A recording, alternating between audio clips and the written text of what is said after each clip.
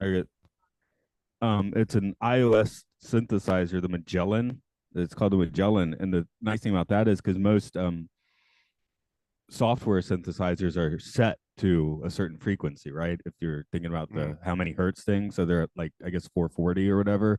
But the Magellan will let you put it into 432. So I do that in one channel, and then I'll just knock it the other one up to like 435 or 430 and put that in the other channel. So I think that's a binaural beat. And then put like wacky synth stuff all on top. So edit the track out to 30 minutes. But yeah, it's Call kind it of like just call it an EP. Get put it some fancy Japanese like characters on the cover and like a little abstract thing, and you got an EP on your hands. I've made like 15 of these things. So actually I did release a couple sets of 5. So it's actually like a maximum LP. But and the second one I did put not a like anime character, but it was a store display with this crazy like neon like fisherman guy, kind of samurai looking. So I took a picture of that, made it the cover, and it's pretty tripped out looking. So I like that image. Well, where can we find that? Let me see. That's my roving sage media dot bandcamp site, which is where I Roving Sage Media Bandcamp. dot yeah dot bandcamp dot Okay. com, which is where I stockpile the insane amounts of music I make.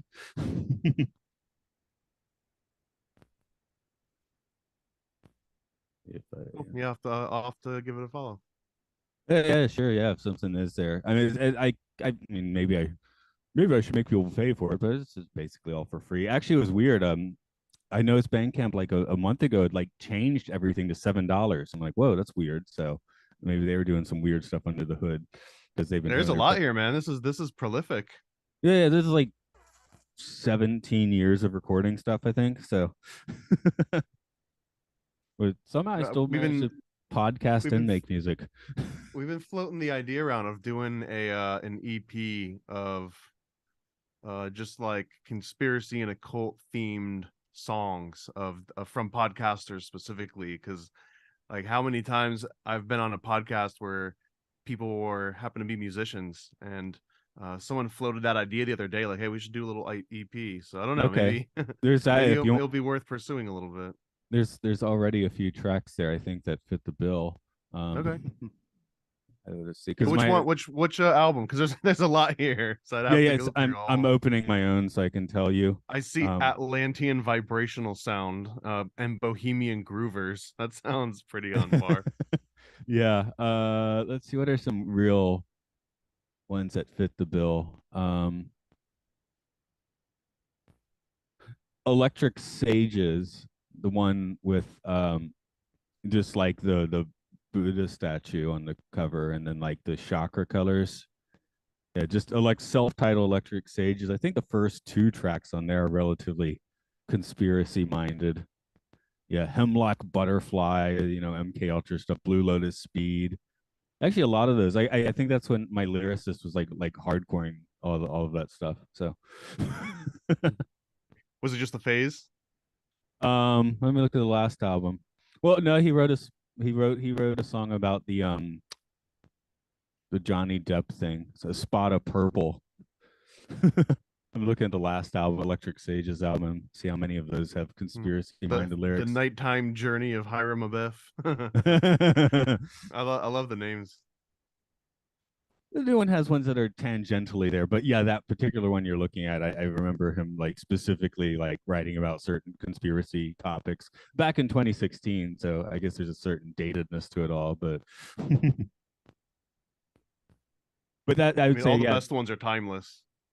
yeah, but yeah, exactly. So that's all I think that was deep in the thinking about MK Ultra because that's usually the most fun one to think about. What was I writing notes about MK Ultra about? Maybe it's Sleeping Beauty. There's a Or- few in here actually. I mean, yeah. there finally there's an actual link between some of these and the dates match up. So Yeah. It's nice to get to the end of the 50s, I guess. You got your CIA now. yeah, exactly.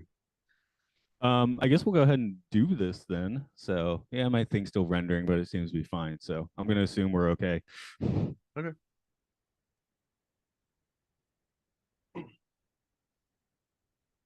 Welcome to the Occult Disney podcast, where we open up the hood of the Mickey Mouse's Mirthmobile and see what secrets lie inside. Sorry, I just winged that intro. I don't know. I was experimenting. I was trying something new. This is Matt here. With me today's Thomas Gorans, the paranoid American. Howdy. Hey, that's me. And I like that intro though. We could work on some cool ones like tonight we're gonna sacrifice the sacred mouse under the full moon or something. Oh yeah, rock on. Okay, I can do that. But yeah, today we're definitely from the occult perspective, we got a lot to chew on. It's a Sleeping Beauty, which lots, last one was like Lady and the Tramp. We had a little bit of trouble putting the lens on that one because well, it's basically a talking animal movie. So It's gonna ironically, it's gonna come in helpful today though, because there's gonna be a couple nods back to Lady and the Tramp specifically, which will oh make it all yeah. worth it. Yeah, because the production of these movies were like all intertwined. Right. It seems Sleeping Beauty. It's either Sleeping Beauty or Black Cauldron that hold the record for longest Disney production. I think they're about the same in the end. So because Sleeping Beauty got, I mean, production was rolling in like 52, 53, somewhere along there. Yeah, Um, the script production started in 51, so it was a long process for yeah, we can sure. count it from there. And then there's like a series of directors, which I found weird because the first guy had a heart attack. And then they'd bring in a director and he'd do like a few sequences. Like one of the nine old men did the just the forest sequences. He was a director of that. And then production just kind of slowed down for a few years. And when they got going again, he wasn't directing anymore. So we basically have like five directors on this movie, which is kind of weird. I guess I don't understand enough about how animation works, but I mean, maybe you just grinded them all the way down to the bone. yeah. And this seems to be one where Walt Disney himself was equally interested and uninterested in this movie. Like it seems he really knew he had to put it like a corker of an animation, a spectacle. But at the same time, Disneyland and the TV show seem to have been like his main focuses at the same time, where you get the weird synergy of Sleeping Beauty's castle showing up at Disneyland 3.5 years before the movie was even released. It's also just overwhelming to think about all the projects that Walt had going on as this one guy. And of course, he had the beginnings of this global conglomerate starting to form around him, but he still was like a mortal person here on the planet Earth that was overseeing, like I we could say arguably the best Walt Disney animation that they ever kind of produced was sort of Sleeping Beauty. There's a strong argument that I can make here, but he's also got all these theme parks going on and all of the other business related stuff that's going on that he has his hands in because he's a control freak. So I mean, sometimes I get overwhelmed when I've got like an appointment and like one other thing to do in addition to my normal job. But this guy, he was just nonstop working on crazy things. No, I mean if I had been in that time and place, my focus would have been on Disneyland. I mean, I obsess over the theme parks now, so it makes sense. Um, but yeah, I guess we'll just start a little bit with animation style. This is the second kind of widescreen Disney movie with when we were doing Lady and the Tramp, I think we were like, it's nice, but it didn't really need to be. Where Sleeping Beauty definitely needs to be. Um, I feel like yeah, the overall package is probably Disney's best, but we are missing the almost inhumanly possible to do in the first place details that you see in say Fantasia or Snow White. So there's a little bit of artistry lacking, I guess, in that just that kind of for beginner's luck, I guess. I don't know. I think we can debate on this one a little bit because I find Sleeping Beauty to be intensely detailed, maybe even beyond some of the aspects of Snow White. I think Snow White had very detailed matte paintings and background paintings. Although the animations itself, specifically the rotoscoping and the characters, they were a little bit flat for their time. It was groundbreaking, but if you compare them frame by frame, Maybe some of the background paintings are, detailed in different ways, but the animation itself and the rotoscoping and the capturing of all the different sort of flow and perspectives, I think it's far superior in Sleeping Beauty. Like, it's not Yeah, even a close comparison. well, that's what I'm saying. As a package, I think Sleeping Beauty probably is the height of Disney animation. But just if you want to take specific animation, I always think of the water and Fantasia as being like basically number one because that's just insane.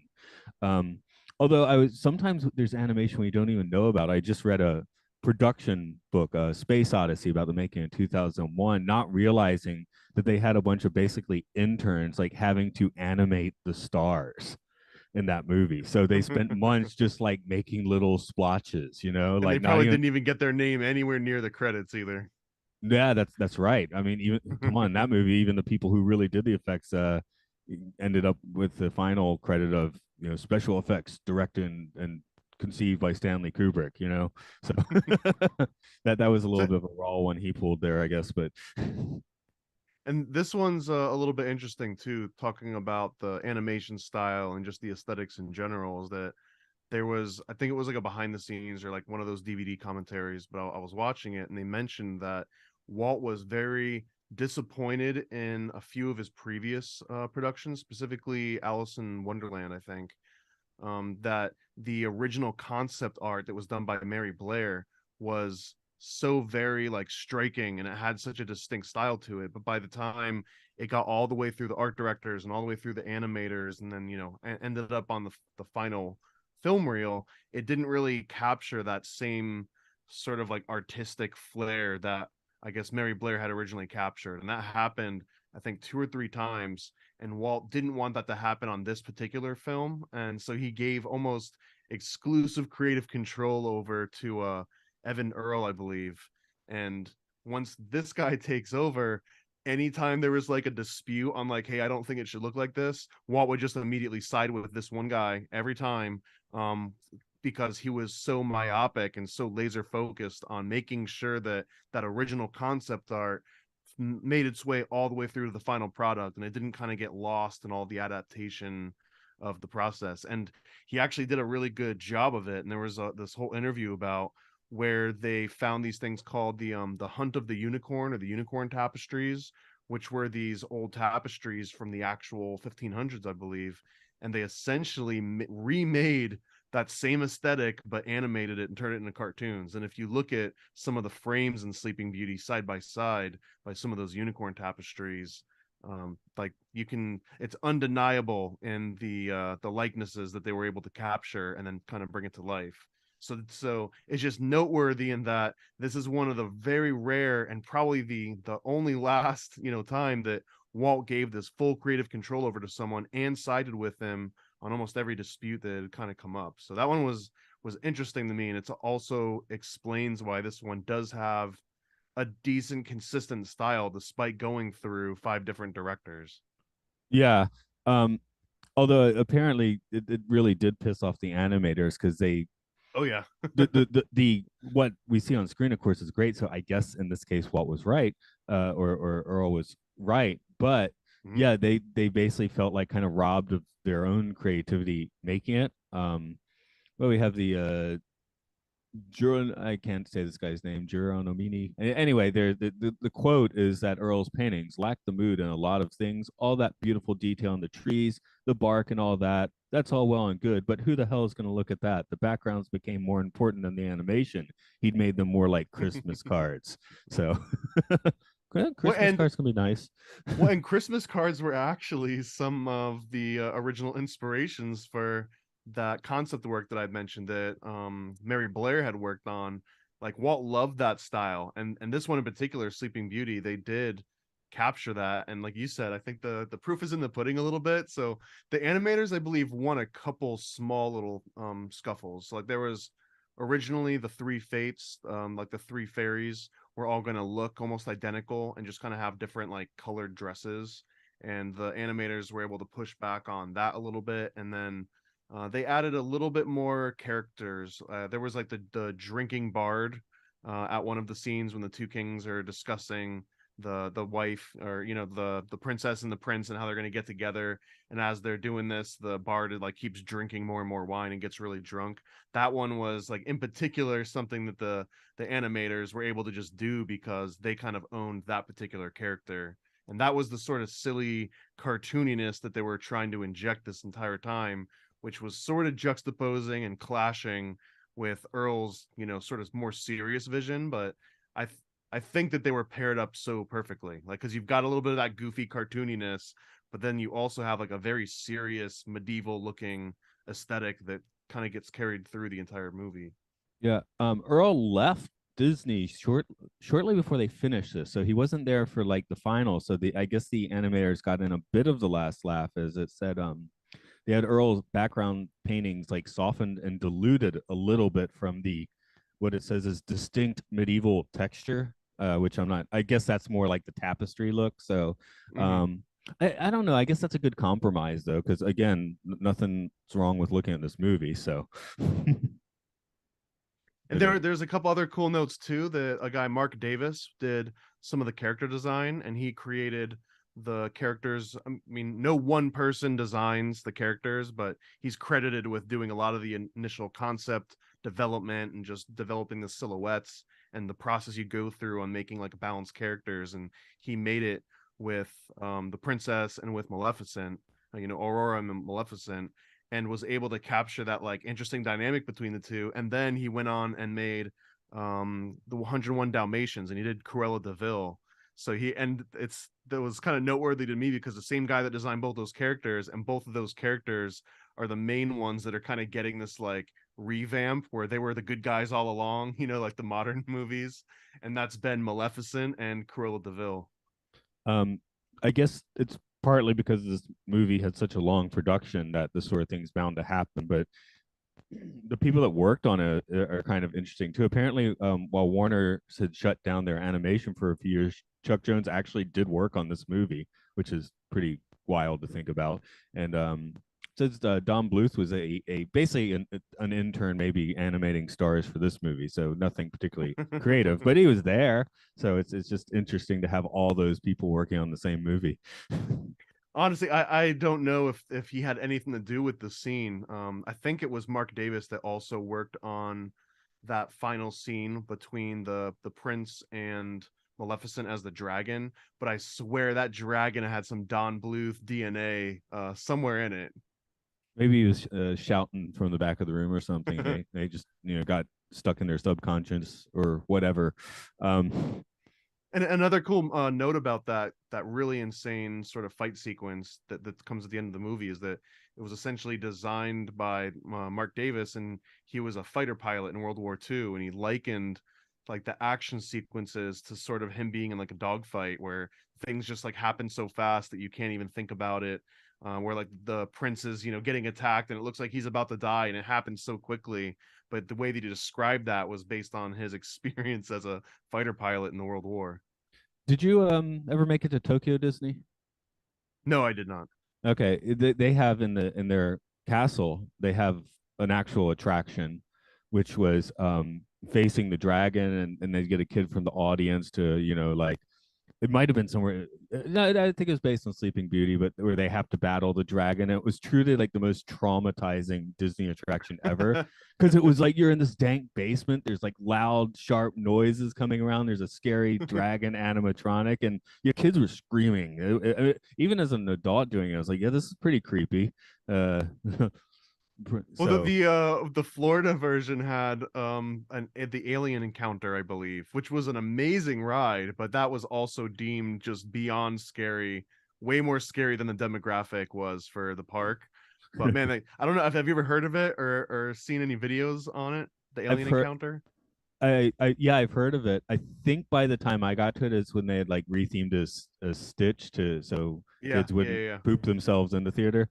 It was very similar, but it had like these little speakers, and it would seem like they were right behind you, and you could feel it like breathing down your neck, and it had a lot of like jump scare and like flashing light kind of moments that people complained about. So yeah, Lilo and Stitch it was.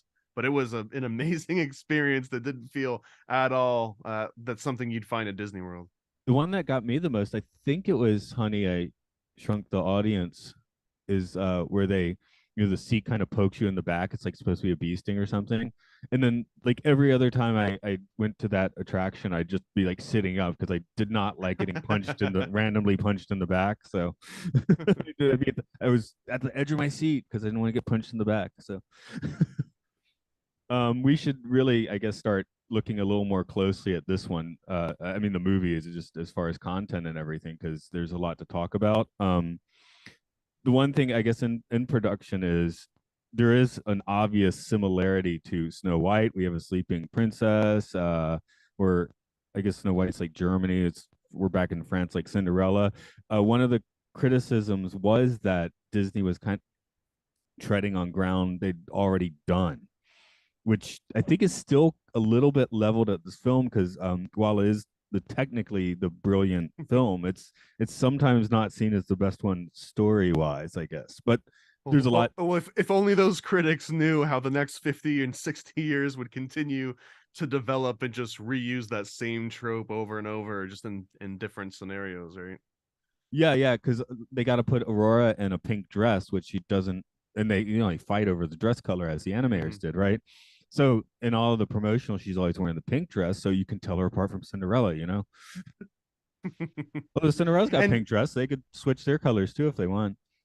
And also, I think Walt maybe takes too much heat for this because it's not like Disney or even the Grimm's brothers were the ones that were regurgitating the same story. The story of Sleeping Beauty, I think, might be one of the oldest ones out of all the stories so far that Disney has kind of adapted.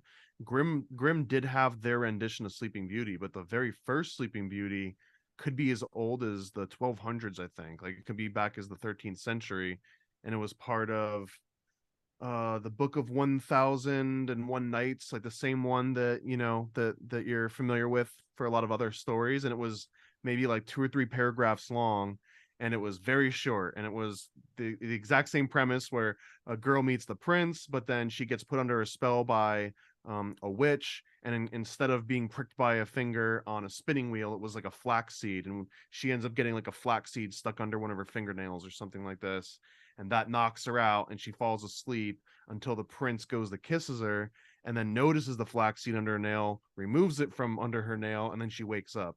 And this is like a very, very short story, but it dates all the way back to some people date it to like the 9th century, but it's no later than the 13th century. So this is essentially the prototypal Sleeping Beauty, and then it gets readapted by the Germans, it gets readapted by the French, by the Italians, and I think the one that Walt essentially based it on was a French version that was based on an Italian version from the 1600s.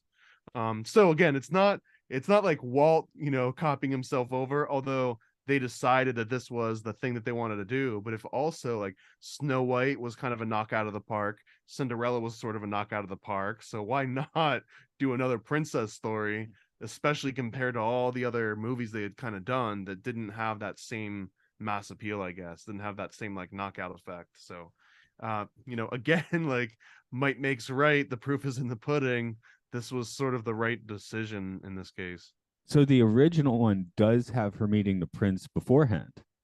There are so many really weird variations of this story, man. Like I don't even know which ones we want to get into, Yeah. because some get really wild. But Well, yeah, the very original version is the girl.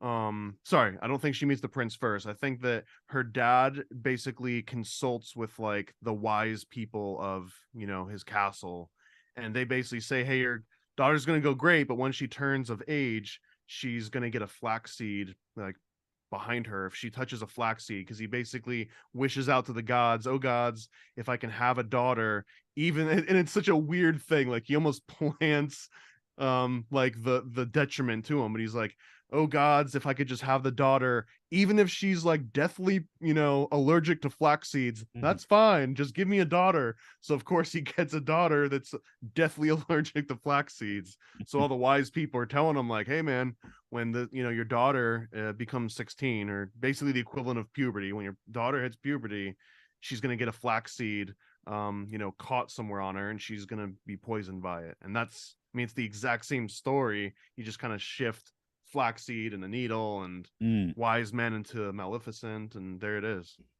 No, I was just thinking because I think Disney considered her meeting the prince first as to be their own addition to the story. Because again, I was asking which version because the one I was familiar with is she's sleeping for like the kingdom is actually sleeping for 100 years, which wouldn't make sense if she meets the prince beforehand. And I came to this movie with that in mind, which yeah, like Well, the original adaptation that sprouted after that 13th century version, the one that started coming around in like the 16 or 1700s. This one, it wasn't a prince, it was actually a king that was already married, and he would come across Sleeping Beauty. Um, and he was so attracted to her that he just had his way with her while she was asleep, and there was no kissing and waking up and true love or anything. It was he just had it. He was like, oh wow, sleeping girl, super adorable, had his way with her. And then the wife finds out, and the wife finds out that she gets pregnant, so she starts plotting against how she's gonna like take out Sleeping Beauty and take out these kids. So she ascends. So Sleeping Beauty in these older versions does not waken from the kiss. There's two variations. One variation is that she has these children. Somehow she sleeps all the way through her own, you know, she has like twins. She has a boy and a girl, I believe, two twins, and they represent like the sun and the moon, because the original Sleeping Beauty story is kind of based on like these creation myths, and she's sort of Ishtar and Astarte and like the original fertility goddess. And we'll get into some of this stuff, but essentially, she kind of represents this thing. And her giving birth to these two twins, one way that she wakes up is one of the babies is trying to suckle, and it gets her finger instead of her nipple, and it sucks the flaxseed out from behind her fingernail, and that's what wakes her up. And in another variation, it's kind of like that, is that as the two babies try to breastfeed on her, that wakes her up, and her maternal instincts kind of kick in. And it's so in neither of those versions it's ever the kiss. And in fact, that was one of the, not that Walt did this, I think in one of the later, the version that essentially got adapted by Disney, that guy softened it by taking out the rapey parts and sort of put in like a softer version of that. yeah, I'm sitting here wondering if I've like Mandela affected this whole movie because before I watched it last week, in my mind, she didn't meet the prince first. 100 years did occur in the story, and the prince was basically like going off to on his own, like I have to prove myself or something and check out this kingdom. So, like, just In the original stories, yeah, it's 100 years. Although in the very OG, there's no, like, she doesn't fall asleep for that long. It doesn't even really indicate. It just mentions that she goes into this like sleep that she has to be saved from. But in the modern stories and the Grimm, I believe it's 100 years. But in the movie, as soon as they start putting everyone to sleep, they're like, oh wait, wake everyone back up. So it almost feels like it happens within the span of like a week, maybe, at yeah, least within yeah. the Disney movie. That's where I'm saying it's either my faulty memory, can't talk either, or I can blame CERN on changing the movie, which is of course the option I'd like to choose. the, Um, the Berenstain Bear sort of yeah, yeah, analogy. yeah. I had a very firm memory of that story, and it's not like I've been out there like reading versions of Sleeping Beauty. So I'm like, how I'm sitting here wondering how I got that into my head because you say Joseph Campbell, you say hero's journey. First image that always comes to my mind is the prince fighting dragon Maleficent. You know? And before we move on from some of that aspect too, is that in the original stories where it's the wife that wants to get revenge and kill her, and kill her kids, there's also a cannibalistic version of this where the way that she wants to kill the kids is by ordering her cook to turn them into a meal. In that version, the cook decides not to and kind of like helps the kids escape.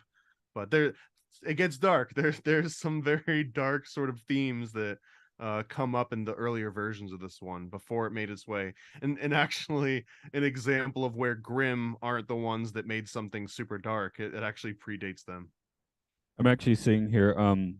I guess we'll talk about the music a little bit. Sleep being based on Tchaikovsky because last night I was like, oh, I have some CDs back there. Maybe I'll listen to some of the Tchaikovsky version, when I go to bed. It's 3 CDs long, so that didn't happen. It's a really long ballet apparently, but that did catch me because I again I probably the last time I saw Sleeping Beauty was the first time it was released on DVD. So it's been a while. Um and there's a guy that plays in orchestras. I was like, well, oh, what a minute, when the music starts. So it's like, hey, there's ripping off Tchaikovsky. Oh no, they've based it on Tchaikovsky. Okay, that's better. I'm surprised you didn't recognize that already, like from before. But I guess if you've only seen it once when it came out on DVD. But there was an interview with Walt Disney himself around the production of this, or around the release, and he mentions that the original sort of DNA for this entire movie started with Tchaikovsky. Like, it started with him listening to that music and saying, when we make this Sleeping Beauty movie, it needs to be an animated version of Tchaikovsky. So it really did start, at least according to Walt, that was the heart of Sleeping Beauty originally, was Tchaikovsky, and everything else followed that. All the aesthetics and all of the the unicorn tapestries and everything else, that kind of came secondary to, this is an animated version of this Tchaikovsky. Right? Yeah, I can go with that. I'm just looking at the CDs here to see if that's where I got the 100 years idea from, but or where I got into my head, but it's actually mostly in. Yeah, yeah, no clues to that. So, but definitely makes it one of their classier scores. So I mean, you can't really complain about the songs in this one. Well, and another reason why you can't complain about the songs is originally there were supposed to be 5 or 6 more sort of Broadway, like every other Disney movie that had come before this one outside of Snow White. And even Snow White had a couple, but like, it didn't, I think it had a whole bunch that were originally animated. They even had animatics and storyboards, but at one of the last moments, Walt decided, no, we want this to be a little bit more serious, and I want it to kind of stand as this artistic expression piece more so than like the predictable show tuney thing that comes with the soundtrack. And the one song that they ended up keeping was the oh man, I'm already blanking on the name of the song, but the Dream a Dream or something, or It Came to Me in a Dream. What's the name of it? By you saying that, I've now lost it. Hold on, I think I still got my I still got my stuff up here. Once Upon a Dream. Once Upon a Dream, yeah. So Yeah. so it was originally Once Upon a Dream, and then 5 and 6 other kind of like kitschy, singy songy Broadway tunes, and they got cut because they just weren't serious enough. Yeah, because we see the fairies failed cake, right? The one that's kind of falling off to the side, and that was actually the culmination of like a 5 minute song, dance, and giggle sequence, similar to. Right, and that original sequence was supposed to end with the cake exploding and this whole like this big, cacophony of things happening. And again, it seemed to Walt that this wasn't the tone that he was trying to set for this particular scene. So the cake almost falling over was almost like the crescendo of goofiness for that particular scene, especially compared to what the original animatics had. Yeah, I wonder if that like put audiences off a little bit at the time. Maybe they were expecting that because Sleeping Beauty didn't immediately make its production costs back because it cost a lot of money. It was somewhat Oh yeah. successful. Oh It yeah. was not re-released during Walt Disney's lifetime, which I mean that's only like what 7 years or whatever. But And they also never really devoted that much resource to a production ever again. So it was sort of de facto the end of that particular era of dumping everything you had into the animation. Almost everything that came after this started to lighten up a little bit and take some extra shortcuts. Whereas this one, for whatever reason, they really decided not to take the same shortcuts that they had in other movies. yeah, it took them 8 years. Yeah, I guess we'd say 7.5 if we want to be nice. But yeah, I mean, the attention to detail is clear. But apparently now it is, with re-releases and video, it is now the second most successful movie from 1959. So eventually it made a turnaround. So I like it had to like seep into the public unconscious first, and then Yeah, you I could mean it's appreciate it it's more. only second to Ben-Hur. That was the number one movie of the release year. So Right, right. So it is kind of weird, and it did seem like, yeah, they, other than the fact that they built the castle, before the movie came out, Disney did seem to mildly ignore this one for quite a while. This was, I believe, the first big DVD release because they were just like, hey, this is great animation. No one's been thinking about it for the past 40 years. And they also, this movie, they made extremely good use of the wide format because it was 70 millimeter horizontal on the reel. And I think that the original frames that all the animators were working with, they were used to working on typical notepads that you could just kind of like flip through, that they had been working with for most of their adult careers. And then this movie comes along, and one of the animator interviews referred to it as working on cells the size of a bed sheet and trying to like flip through them. And then that was a little bit of a sort of a hyperbole of the animator at the time, but we weren't talking about the same traditional, and that's why there was so much detail in these two, is that there were these huge, wide, landscape, panoramic pieces of paper, and they would just pack them with details. And that And, was sort of a new thing. I mean, that was breaking a little bit of ground. and yeah, on television, this becomes like a travesty of a pan and scan, basically. So, Right.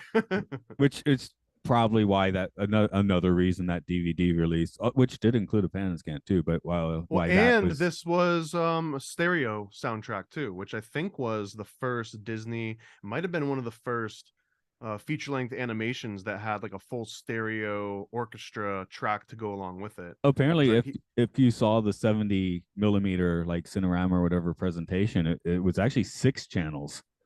okay, that's probably what it was, and not just stereo, but it was almost Yeah, surround sound. if you saw the 35 millimeter normal version, yeah, it was just stereo. But yeah, if you went to the Super Swank Roadshow version, you would get a 6 channels, which I guess Fantasia tried that a little bit, but on a much more like high five for the time, but low five for even 1959. So And not to miss that this one has the perfect length, in my opinion, of about just a little bit over 60 minutes run length once you take all the credits out and everything.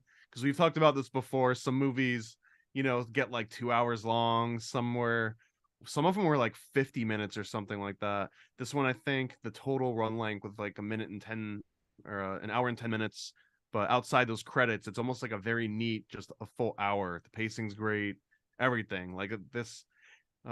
So many of those different aspects, the removal of all those the show tuney songs, letting one particular guy, at least until the very end when he leaves, have just like ultimate dictator-esque kind of say, but it all culminated in a really great movie. yeah, it's like the Disney problem now of taking like your 60-minute Pinocchio, deciding to remake it at like 2.5 hours, and then like taking out anything interesting. So, of course, the live action one of this, I guess, would be Maleficent, which I saw shortly after its release, and I remember liking that one. I didn't watch it again for this, but I do remember actually enjoying that one perfectly fine. So How much of that do you remember? I'm curious because that's I haven't seen that one yet. well, we got a lot of Jolie. It is one thing that surprised me is it actually is this story just with the perspective switch, which actually technically should be changed from the Good Fairies to Maleficent, right? But see, Maleficent does some very evil things, and again, I haven't. I'm kind of looking forward to watching Maleficent to see how they justify her position. But she shows up uninvited to a party and condemns a girl to death, and then disappears. So, like, how do you As one spin does. that into being like, oh, she was just misunderstood? I She got shafted by the fairies earlier or something. I don't remember. Of course, it's Angelina So she Jolie takes it out on starring, so this poor girl entering adulthood. She's like, "Oh, you got your period. Now you're gonna die," and that's all yeah. because of these fairies. Pissed me off a while ago. No, I'm basically just on yeah, unfortunately it's been like almost 10 years now, so I'm just like I remember not hating that one. That and the Jungle Book are the only ones where I was like, I guess these aren't too bad for the live action ones. Um I almost like want to hate. I've heard so many bad things about the Pinocchio one. I almost feel like maybe I do have to watch it just to I think, see yeah, of course. how I much mean, of a I train wreck it is. have you ever seen the horror movie Pinocchio? I think it was like 98 or 99 or something. It's really bad, but it's something you have to watch. Yeah, Pinocchio is a weird one where every director feels like they have to do it, and they probably shouldn't. So, um, I'm pretty sure you have a few interesting notes on this one, getting into the weirder parts. If we want to kick off part of that. Yeah. Yeah, I don't even know where to start. My notes are so scattered, but I'm just gonna kind of rapidly go through some, and any that you take affinity to, we'll just go on little tangents or something. But one thing to point out is that she has multiple names in this. So she's Aurora, she's Sleeping Beauty, she's Briar Rose, and then towards the end of the movie, they all just kind of keep calling her Rose as they're like Yeah, looking that for was her. mildly confusing, but that is correct. That's the name she would respond to at that point in time. So It is correct. Yeah, it is correct. And these are all homages to different variations of, who she was throughout these different stories that all have been adapted from. And the Briar Rose essentially means prickly rose. And she's trying to avoid pricking her finger on something. So there's a lot of kind of like wordplay between the different things that happened to her. And again, those old versions, it was she got a flax seed under her fingernail, and that evolved into she was going to prick her finger on flax, and then that just turned into like prick her finger on a needle because it's a little bit easier to correlate. But it really ties all the way back to that briar rose name and pricking your finger on this like organic flower. And some of the other cool aspects of this is that she's got the three fairy godmothers, which, and I'm saying fairy godmother, they don't actually say that at all in the movie, but that's kind of like what Disney they do archetype raise her. became. They do raise her. And but they're essentially the three fates of Greek mythology, and so many other different cultures have the same kind of concept. But one of the sort of the cool synchronicities that I noticed here is that when they make these decisions, their names sort of betray what their background is. So, for example, it's Flora, Fauna, and Merryweather.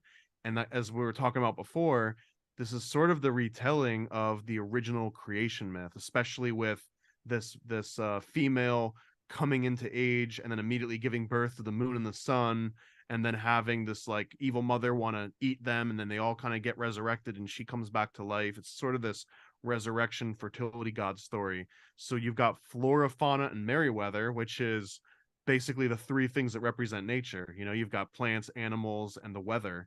And another interesting aspect of this is that in the three fates, there's the spinner, there's the allotter, and then there's essentially death.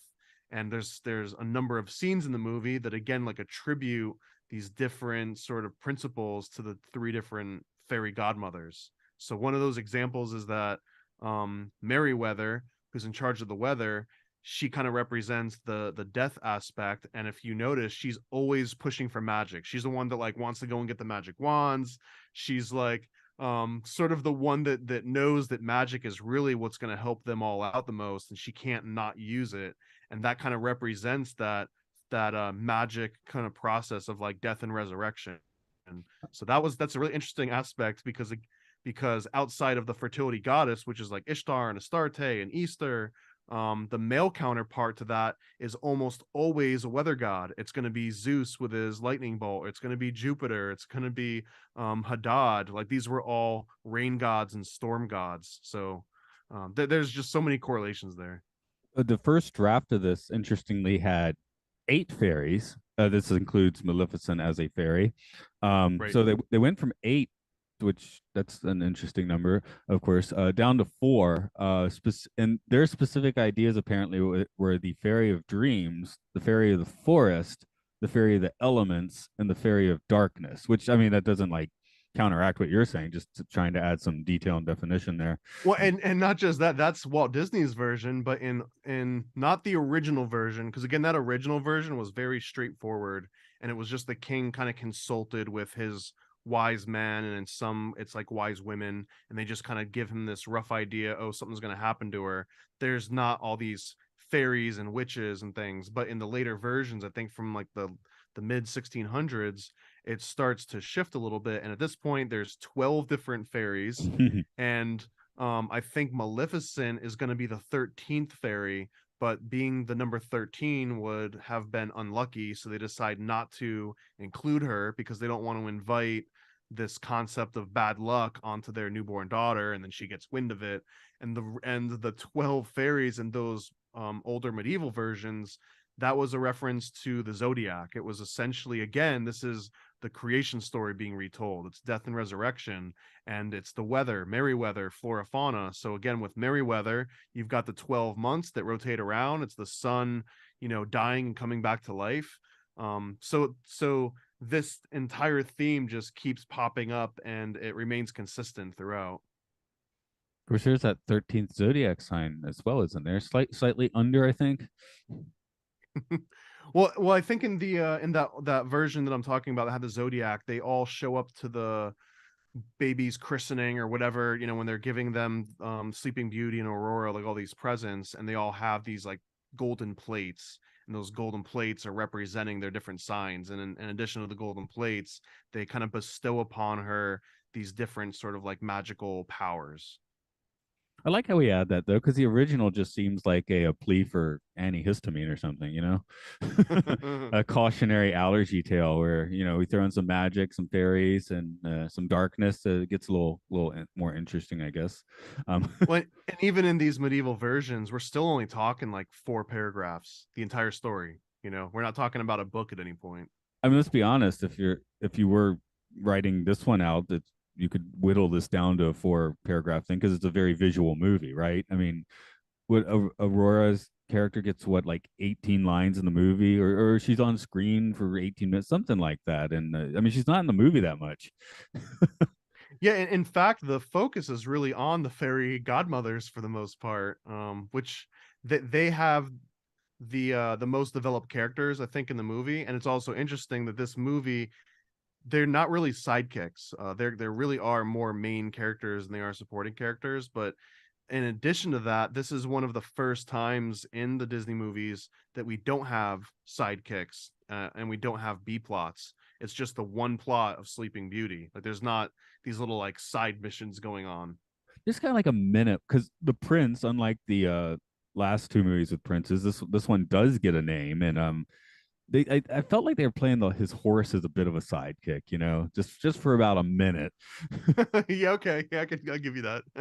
Just that second of levity, I suppose. But And speaking of that horse really quick, it stood out to me because like the owl makes another appearance here, which was in Fox and the Hound. Like it starts developing this character that you're going to see over and over in Disney movies. So it shows up, I think, in Fox and the Hound, fleshed out pretty well. It shows up again here in this movie, looking almost identical. And I think Sword the in the next time it Stone. shows up, yeah, Archimedes is going to come up, and it's really it's like the exact same owl. I'm sure there's nuanced differences, but I saw that same thing happening with the horse here, and I don't remember exactly what movie. I know El Dorado, I think, had horses that look very similar to this style of horse. I was thinking But Tangled. Definitely. I mean, watching this movie now, it didn't really occur to me how much like kind of sync there is with Tangled. I Rapunzel kind of just love that though. I love seeing like the birth of this very specific character, whether it's the owl or the horse, whatever, and then how they just keep getting developed on over and over until they become like almost their own archetype. Chip It's shows it's up such if a you're cool paying process to attention. watch. Who does? Chip. There's a Oh very yeah, the chip-looking one. chipmunk. Or, Yeah. yeah.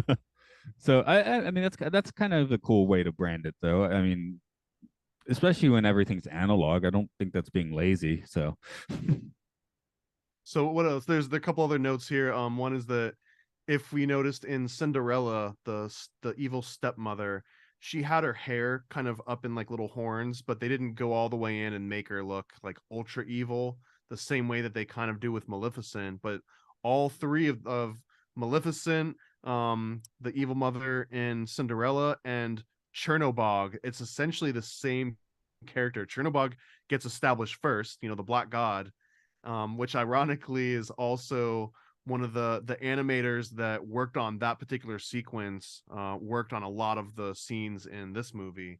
But we've got Maleficent as the personification of like the Disney villain that wasn't Chernobog directly, but represented Chernobog in like a very nice sort of animated way. And that's going to continue on. Like you're going to see Maleficent sort of takes the place of Chernobog in the Disney sort of pantheon as being the ultimate Satan, I guess. Like if you had to say kind of how we have, we've got Moloch and we've got Baal and we've got Satan and Lucifer and Leviathan, and but depending on how generalized you look at everything. A lot of people are just like, that's the devil or that's Satan, right? So in my mind, Maleficent is sort of like the Satan, the devil, the Lucifer of the, the Disney pantheon. Well, yeah, again, that's why the Tokyo Disney attraction was making children soil their pants because it was like they in their mind, especially, they're literally being sent to hell, you know? That would be a pretty awesome, like a Chernobog Fantasia ride where it's just like the All Hallows Night or the Witch's Sabbath, and you actually just go through it and fire comes out. Yeah, I don't remember a specific name, but yeah, find a YouTube video on that one because it is you can tell from the video it's pretty like definitely would terrify I will most look that. people. um, excuse me. And yeah, I know my family like we had whenever Fantasia came out on VHS is when we got Fantasia. So again, I was probably transposing Chernobog onto the end of this movie in my mind for years. So I might have been slightly disappointed when I got that DVD because I was like expecting that, which the dragon's fine, don't get me wrong, but Chernobog still does seem to, like you said, they replaced him with Maleficent more or less, but I still think that's the Because ultimate like. Chernobog is an actual pagan, demon god that people worship. Like that is the real name and sort of a great illustration version of him. But I think it was a little bit too on the nose for where Disney saw everything headed. Where I don't know how profitable and how like cuddly and marketable you can make the literal Chernobog versus Maleficent. That's kind of has like a more pleasing aesthetic to her. It's got to be plush Ursulas out there. I'd Yeah. see that before a plush Maleficent. But all the legs would be a little creepy. I don't know if I'd want to plush with that many legs, but hey, some kids like weird stuff. So So and there's a few visual similarities I caught in this movie from movies that came way after. And I don't know if any of these were intentional, but I just wanted to throw some out because that I didn't see them in other reviews and kind of like takes on this movie. One of them is that Maleficent's castle, as soon as I saw on screen, I was like, that's Castle Duckula from Count Duckula. And I had to pause it and I had to Google it. And sure enough, I mean, there's a little bit of variation, but you can almost lay Castle Duckula on top of Maleficent's castle, and it's the same thing. So I thought that was really, really cool. And what else? Oh, the her little like soiree of creatures that have little helmets and spikes, and some have horns and stuff. The ones that are looking for Sleeping Beauty, but they're idiots because they're looking for a baby for 16 years and they never find her because she's like grown up or whatever. They look almost identical to the Jim Henson little creatures in Labyrinth. The guys that work under the Labyrinth Master, and I had to pull again a screen up, and that one's not as one for one because it's puppets versus cartoons. But man, the archetypes of the characters and just the silhouettes of some almost matched up perfectly. I mean, this is me mostly saying something silly, but actually, it might have some of that subconscious impact. Like I said, right before we did this podcast, I had also done Avatar. So last night I was watching Sleeping Beauty and Avatar, and while drifting off to sleep, I had like images of Aurora being, chased by like the horse monster things from Pandora, which works fine.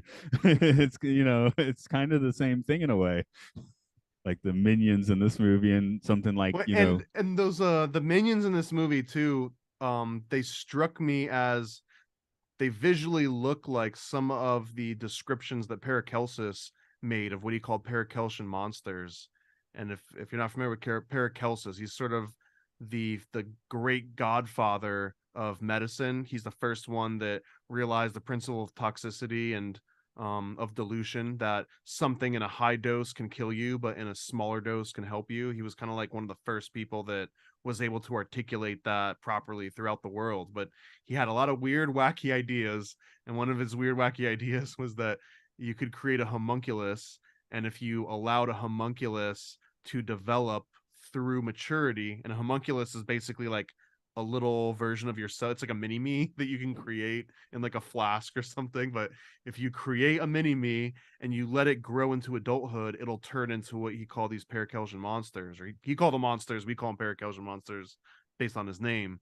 And some of the descriptions of those monsters are kind of what these little creatures look like. So I mean, it was almost impossible for me to not tie the like almost an alchemical principle in here, because again, the original story is talking about giving birth to twins that are the sun and the moon, and having to sacrifice them only to be reborn, and the 12 golden plates, and these Paracelsian monsters. Like, there is a deep alchemical, probably Rosicrucian theme that's kind of persisting throughout this movie. And how do you make a homunculus? No, don't answer it now. It took me a while No, to get through that yeah, podcast. You could go hear that somewhere else if you want. Very interesting, but took me a few stops and listen to our podcast for a bit, then come that, back to it. to be fair, that is a very particular way to make a homunculus. That's not what, there's no universal agreement on that particular one, but I would say that 90% of homunculus recipes get X-rated towards the end of them. So Yeah, right on. That's the only way to do it. Um, I mean, just like well, making a normal person, it gets X-rated at a certain point, does it yeah. not? Well, yeah, earlier in that case. What's next on your note then? Let me see. So there's a couple cool just dynamics of magic, which is sort of obvious because they're actually using magic wands and casting spells, but it's just kind of cool in the movie at least. Maleficent comes in and she puts this curse on Sleeping Beauty, on Aurora, and after she leaves, one of the other fairies is able to sort of cast like an anti-magic spell. So she kind of converts that, instead of you pricking your finger and dying, it's you're gonna prick your finger and go to sleep. And it's the order that actually makes sense here, because in the original version of these 12 zodiacs showing up and then the 13th one being unlucky, Disney reinterprets that one as like the seven, and Maleficent comes up, but Maleficent cuts one of the other fairies off in line essentially when she does her little spell, and it's sort of implying that if she had waited her turn and done it at the end, no one would have been able to reverse it. No one would have been able to do like a counter magic spell. So part of her being like too eager to cast her magic sort of bit her in the ass in the end. That was an Wait in line, interesting take folks. on it. Yeah, Yeah, wait in line. my note for that was I bet she was about to give the gift of bath bombs before Maleficent showed up. I don't know if you What else? um oh sorry, I just had a thought jump out of my mind. Oh, here we Yeah. go. When we were doing Snow White, we definitely had the idea that she was actually casting spells and she could talk to the animals. So Aurora doesn't seem to quite be that deep in magic herself, but she definitely has that same like nature connection. Maybe just because she lives in the woods. I don't know. Yeah, no, so Aurora in this movie is very much passive, but magic happens to her and it happens around her, and it maybe happens because of just being in proximity to her, but she very much in this particular movie, she herself is not casting the magic, but she stands for magic because again, she is Ishtar and Easter. And in a lot of the older versions of this tale, they actually link her directly to these old fertility goddesses, and it's that concept of, winter comes and nature seemingly comes to a dead halt, and you wonder, man, is the snow ever going to go away, and are my crops ever going to come back, or are we just all going to starve to death? And then eventually the winter ends and the summer comes again. So she is just a retelling of the nature story, but she herself is not causing any of this magic. Again, it's happening to her kind of as nature. And then there's a sort of an interesting nod to this where there's so many different ones that repurpose the story, but in the 1650s version, the medieval version, there's a nod to this because they mention that the prince notices, or the fairies tell the prince, don't tell Sleeping Beauty that she's wearing her great grandmother's dress.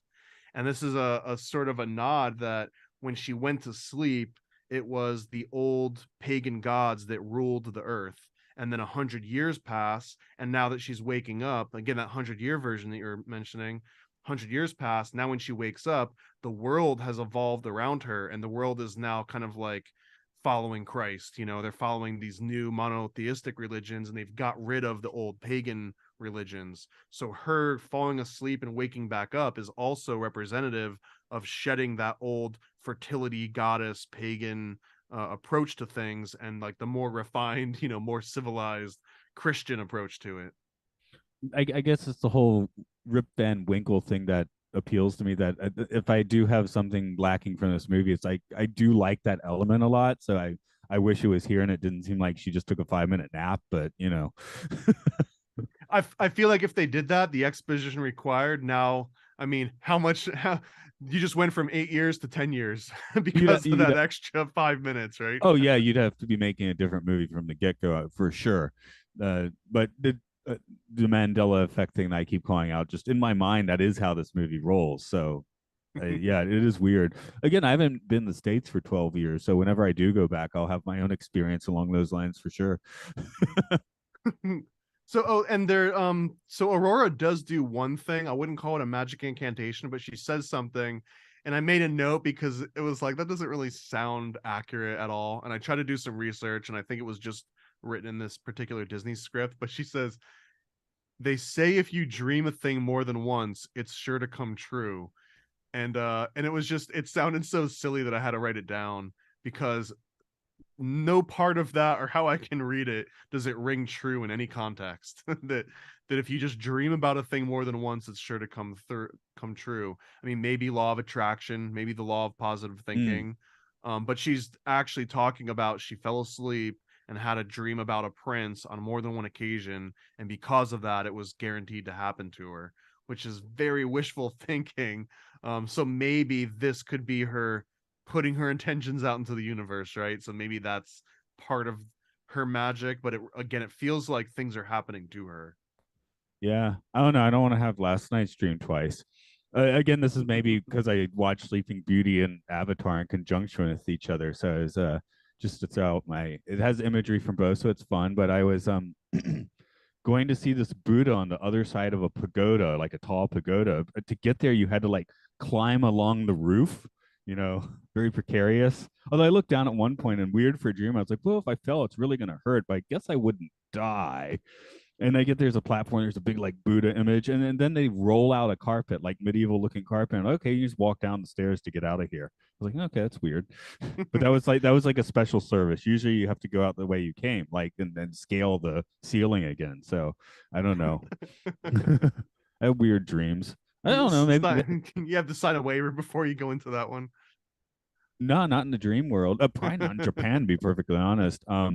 We took my daughter a couple times to the ninja park up in the mountains, and yeah, you got kids like climbing around on these precipices on trees. I mean, you could kill yourself in 8 different ways there without a problem, and they just let anyone roll in and do it. You just add the word extreme to the front of it and then do an upsell, right? No, I say ninja. Ninja gets it. Everyone Yeah, I understands guess so. that. Yeah, you don't have to add extreme when you've already said ninja. That's the American version, the No, extreme ninja park. no, when we first took my daughter there, I posted it for my family and friends on Facebook, and I was like, the world's most dangerous amusement park. And it doesn't have I rides. think there was a place in New Jersey that takes the cake on that Oh, one, although it got action park? closed. Is that Action action park? Park, yeah, Okay. I know what that is. Yeah. Well, the thing is, people are careful at Ninja Mura, right? So I guess, hmm yeah. Like, I mean, you don't want to put two little kids up on there, but I think a lot of kids understand if I do this, I'm going to hurt myself. It is the whole thing of doing it chanto in Japan, doing it the right way, which sometimes can be very annoying. But in cases like theme parks, it's fantastic because, yeah, I mean Tokyo Disneyland Sea. I mean, people walking away, they're well dressed. There's no garbage. They don't have paint chipping there like ever. It's crazy. All the animatronics are working. If you find something that isn't, it will be the next day. Talk to the there Yeti was at a Animal Kingdom. there was a video I had seen recently that made me think of that as you were mentioning it, and you might know the context better than I do because I'm just gonna throw out like the random parts that I remember, but I believe it was a bunch of people in Japan and they were protesting something. It wasn't like a particularly antagonistic protest, but they were protesting in the middle of the street, and then as soon as the lights began to turn red, they'd all like calmly get out of the street and let the traffic pass, and then as soon as the lights turned red again, they'd get back in the street and continue their protest. And it was just like a very ordered clockwork version, and like they were being very careful to not inconvenience traffic and not commit any sort of like break any laws in the process. And it was Yeah, just surreal because I've never seen anything like that. they weren't protesting traffic protocol. Um, Right. I found sometimes It's such a foreign concept though. I've been around long enough, actually. I guess I do give a hand these days, but at the end of a party, it's time to clean up, and we'll slack around in the States, and dishes are still there tomorrow. Where Mm. in Japan, sometimes blink, like, whoa, everything's clean. What happened? um, when we were living in America for a few years, my friend was house sitting at a guy's house. He had a bunch of like cool like monster movie punk rock memorabilia, but yeah, my wife was there, and then she felt compelled to just clean the place for 2 hours. Like, no, you really don't have to do that. So I had a friend living in a punk rock house. I was like, no, you cannot come with me to see him because she would try to clean that, and it wasn't going to happen. That happens in the States too, but it's usually meth involved. Yeah, yeah. So, but yeah. Just what you're talking about with the demonstration doesn't sound surprising to me. You know, 10 years 11 years ago with the earthquake and tsunami and Fukushima and all that, like there wasn't any looting or anything, so it was pretty wild. People actually chill out. I mean, there are flaws in Japan for sure, but I would say that's not one of them. um how far down your note list are you? I got three other notes, and they're all just kind of like fun ones. So Okay, I let's was hit also those. I was getting really strong Castle Grayskull vibes when we started getting like close up shots of Maleficent's castle. Just and I took some screenshots again because it looked so close, and I kind of did a left and right comparison, especially because they start using like a green and purple lighting aspects on it. Like the lighting sources are like these fluorescent purple and green lights, and it just reminded me of some old He-Man scenes. And it, sure I enough, I it I did make a Castle Grayskull note. okay, I'm I'm glad I'm you having did. trouble spotting it at the moment for some reason, but no, I definitely was like expect you could just get He-Man to save you from this problem. What Also, else? There was sorry, what were you gonna say? oh, and when I was 5 or 6 years old, my father bribed me to jump off the diving board by like, okay, if you dive, I'll get you Castle Grayskull, and that's how I got Castle Grayskull. And a broken arm. Yeah, you could only need one arm to play with Grayskull, right? What else? Oh, so one of the ones that stood out the most to me, and I loved this aspect of it, but that final scene where the prince kills Maleficent dragon version, there's blood, man. Like we actually see, an unharmed animal that gets pierced by a weapon and blood comes out of it, and then they die, and it doesn't cut away, and it doesn't happen off screen. Like you see all of it essentially happen. The only time that it leaves screen is when she converts back from her dragon form into kind of just like a pile of ash or clothes. But I mean, you see the violence there, and I can't think of a lot of other Disney movies where they kill the villain and you see blood come out in the process. Yeah, I'm sorry. I'm trying to think if there's anything there. Oh, Black Cauldron. I don't know if that has it or not because it's been so long, but that would certainly be a place for it. I mean, there's some movies where people get hurt and they draw blood, but I can't think of death scenes that involve blood in them just because it's so foreign to a typical Disney formula. I'm sure they're out there, so maybe we need to dig that up. I figured out why I couldn't find my Grayskull note. It looks like I forgot to save a large portion of my notes because my last note is gotta fuel up your minstrel with alcohol. So I'm like, oh, that's not near the end of the movie. So oops, I must have yeah, I was late night viewing last night. Oh, and my final note too, a little bit of Rosicrucian and alchemical references, but Maleficent casts a spell towards the end of the movie too, when she casts it over the castle, that blocks the prince's way to get in. He has to kind of like hack his way through. That spell that she does is so Shakespearean. It sounds very much like the boil and boil, toil and trouble, eye of a newt, wing of a bat kind of thing.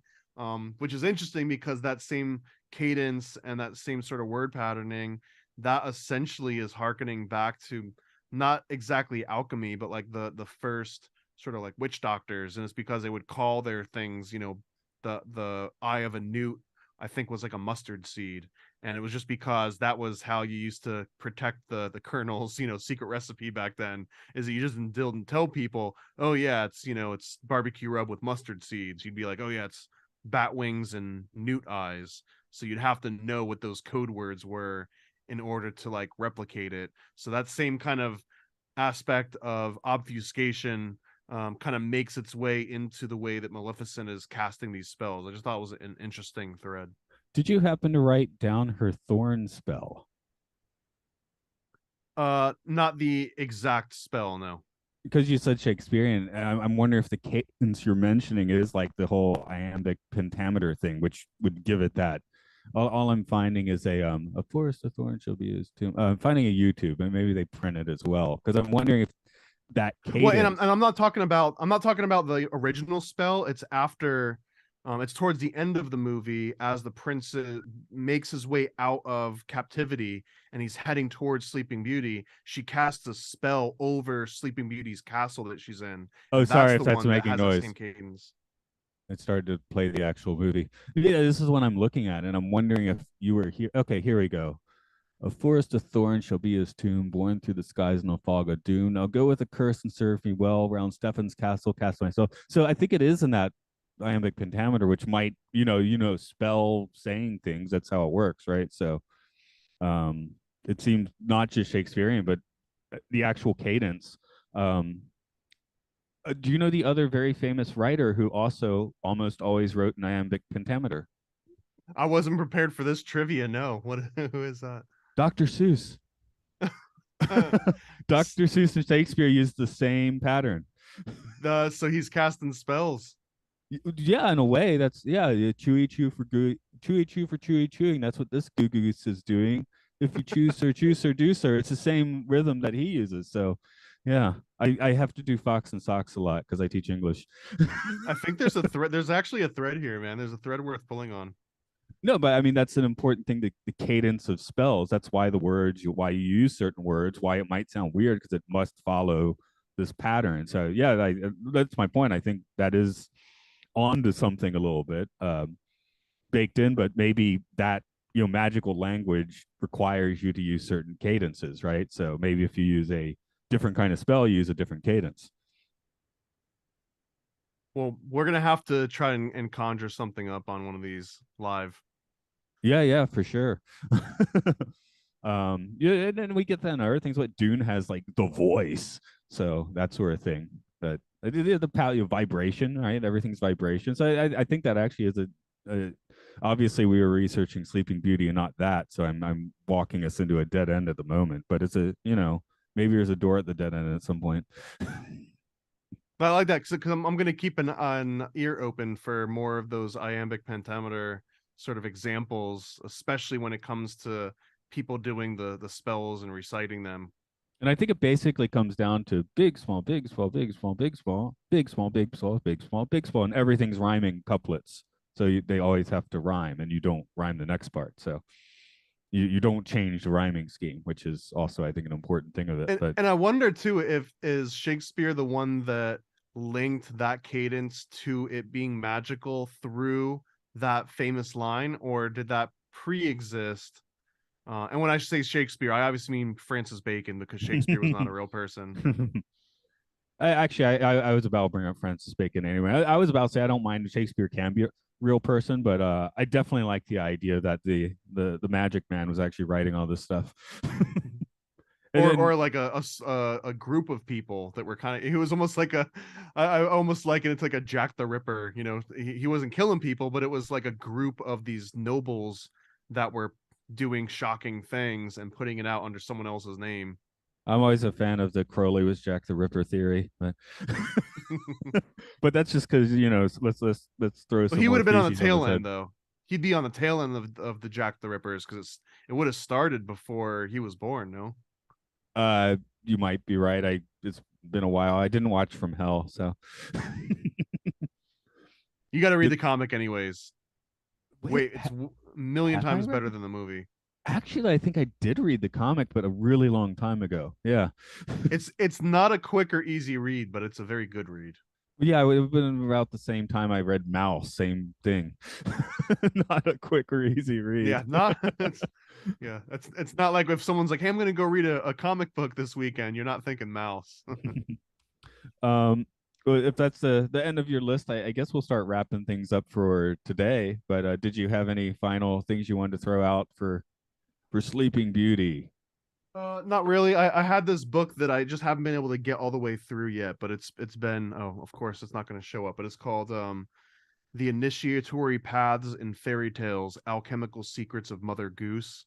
And it doesn't necessarily do a fairy tale by fairy tale, but it explains these common archetypes that are going over. And great examples are Cinderella, Sleeping Beauty, Snow White, because they follow the same kind of path. And they harken on something that I've mentioned in a few of our previous ones that also shows up in this one a little bit, and that's the rabbit symbolism and the underworld and the recycling. Because in Alice in Wonderland, it's, follow the white rabbit, and that represents Persephone, and it represents Easter. And in this movie, there is a scene where the owl comes down and it pulls these two rabbits out of a log. So it stood out to me as that rabbit being linked to Ishtar and Easter, and they were kind of like two twin rabbits. So I always wonder if that was a nod to the original DNA of the Sleeping Beauty story, where she has the two twins, and those twins represent this nature cycle. Because again, in the old secret mystery cults, the rabbits represented that, and they represented Ishtar and Easter, and that's where you get the Easter bunny. It was because of this link between the fertility gods and goddess and the rabbits. Just with owls, my workplace, I just got through out has a bunch of owls in it. The main school, tons of owls. The old boss really liked owls, or maybe she was part of a secret society. No, I think she just really liked owls. But then we just opened a new one, and even then, not so many owls, but there's still one big owl painting on the wall. So whenever I see that, of course, it's a guy that likes to think about this sort of thing. I'm like, there's an owl again. They get a bad rap. A lot of people see an owl, especially conspiratorially minded, and it's like, oh, Bohemian Grove, Illuminati, guaranteed. But man, I really do, especially these Disney movies. I try my best to find the owl symbolism. What in Snow White, there's a scene when they're inside of the little shack that she's staying in with the seven dwarves, and there's just the faintest outline of owls carved into the staircase. And there's just countless conspiracy blogs out there that's like Illuminati confirmed. There's owls in the staircase. And I mean, I watched that scene over and over, and I counted them, and I looked for other symbols around them. And really, as much as I want to look into it, it just seemed like a cool design with owls in it. Yeah, it And seems so far, foresty. yeah, it seems foresty. It's a cool animal. They represent cool things. It's got a cool aesthetic to it. So even in this movie with the owl, I mean, I'm hurting myself trying to bend in ways to be like, oh, that's a Bohemian Grove reference. It just doesn't happen yet. It will in some of the movies coming up, but at this point, it doesn't happen. Although you mentioned earlier MK Ultra, and I want to note that this movie in particular, Sleeping Beauty, is kind of at peak MK Ultra time. Like early 50s through late 50s. So a lot of the conspiracy references where Disney and MK Ultra were hand in hand. Around this time, it's harder to disprove those outright. That like MK Ultra didn't exist yet. So at this point, they do, and there's a bluebird in this movie, and there's all sorts of other sort of mind control references. So Well, yeah, I mean that's the thing, and it doesn't have to be like there's a someone snidely snivelly in the hanging out in animation putting this thing on purpose. It's kind of like, hey, we got a note. Could you do this? Yeah, sure. Why not? yeah, Put a bluebird in, please. Okay, I can do that. One of one of the most interesting scenes I think ever in any movie is the scene in Mulholland Drive where they switch out the idol singer. Have you seen Mulholland Drive? in the 90s, I saw Okay. it, and I remember being so confused by the ending. Anyway, there's a scene where it has like the starlight, like trying someone basically normal trying to sing, and then someone Mhm. comes in and says she's not the one, get rid of her, and then they bring in like this blonde, like like the presidential model sort of lady, and she just instantly starts bopping, and I saw in the '90s, I was like, oh, that's weird. What does that even mean? And now I'm like, oh yeah, okay, I think I got that. So That's actually definitely one. David Lynch movies I think are I think David, yeah, it might just be subconscious stuff too, but I think there's something to look into in a lot of David Lynch's movies for symbology, things like that. But that scene in particular is like, that's how Hollywood works, isn't it? I'd love to go back through David Lynch's catalog again. I think I watched Twin Peaks a few years ago from beginning to end. It's interesting, although it doesn't hold up the same way that I was hoping it would. And that's probably might be sacrilegious to even say out loud, so I No, apologize no, to people keep hardcore saying to Lynch me, fans. people keep saying to me, you got to watch the new Twin Peaks. I was like, it's really good. You'd love it. I'm like, but I'd have to watch the old one again first, and then I'd have to watch the new one. I don't have time for that. I'll go You watch know Lost what, Highway. man? The old one, I love so much the things that they started to hint at, like the little secret society that they had, like the cult. I Oh forgot what it yeah, was called, the and Black like, Lodge. man, yeah, the black. I mean, every time I would watch an episode, I was like, "Tell me more. I want to learn more about this," and they just never delivered on it, and it still pains me to this day. Like, I still have a little bit of contempt for not delivering on all these like really cool promises that were made. No, But when I want to go for Twin Peaks, I'll go directly for Fire Walk with Me, which doesn't even match the tone of the show. Um, has the famous scene of David Bowie walking into an office and just screaming. That's like like not saying anything, just screaming. It's great. So very disturbing movie because the show's not like disturbing in that way, but the movie is yeah, leaves a weird taste in your mouth. Not a nice wholesome one like a movie like Sleeping Beauty. Just sorry, trying to make the segues work there. we're definitely not talking about the original versions where the king comes in and just does what he needs to. Yeah, we just mentioned those a little bit. Yeah, that's creepy. I mean, even in my notes, I didn't know that because I was writing things like, oh, he's been waiting 16 years to roofie his royal friend. That's the king and the two kings. But then oh, that didn't happen. Oh, yeah, yeah. I wrote a few notes along those lines, not knowing about those versions of the story. So now I'm like, oh, my notes don't sound good anymore. Um, this is Saturday, I guess, or Sunday. I think I'm doing these on Sunday now. But hey, what's going on your weekend? That's what you can plug right here, right now. Oh, actually, that's a great question because this week I just published a new coloring book called The Modern American Lovecraft Adult Coloring Book on Amazon. And I believe that's also available in Japan. And it's Oh, 30 pages of just really cool Lovecraftian inspired coloring book pages. you might have just told me a Christmas present I'm buying for someone. I mean, please, man, that I've got 4 out now total. So I've got the Lovecraft coloring book, I've got American Cryptids coloring book, I've got one called The Cult of the All-Seeing Eye, which is just got a bunch of cool sort of like pyramids and aliens and reptilian designs. And then I've got one called Paranoid Portraits. And if you're at all a fan of occult and conspiracy theory stuff, it's just I think it's like 25 different portraits of people like Aleister Crowley, we've got Baphomet in there, we've got Manly Palmer Hall, we've got Aldous Huxley. Just cool stuff to, stocking stuffers that no one's gonna expect and they won't see coming. The stocking stuffer you won't see coming. And you can and find all those on paranoidamerican.com as well as on Amazon. All right. As for this podcast, we do Podcastio is on Patreon, which is even if you don't want to throw a dollar in to keep the lights on, it's a good hub for all the stuff we do out here in Japan, which Matt and Luke Sci-Fi Sanctuary with sci-fi movies. Time Enough podcast where we talk about the Twilight Zone. And for the gamers, there's Luke Loves Pokemon, Monster Mash, which is about Monster Hunter, and the Game Show, which is four British guys screaming insults at each other. So there's all of I don't know if I remember. I don't know if I always mention all those at the end of these shows or not, but I did today. I mean, good Okay, on you. I'm gonna go. I'm gonna go sleep for 100 years. I guess that's not true. I'm gonna take a shower and go to work. But Make sure you lock your doors. in Japan, I don't have to do that.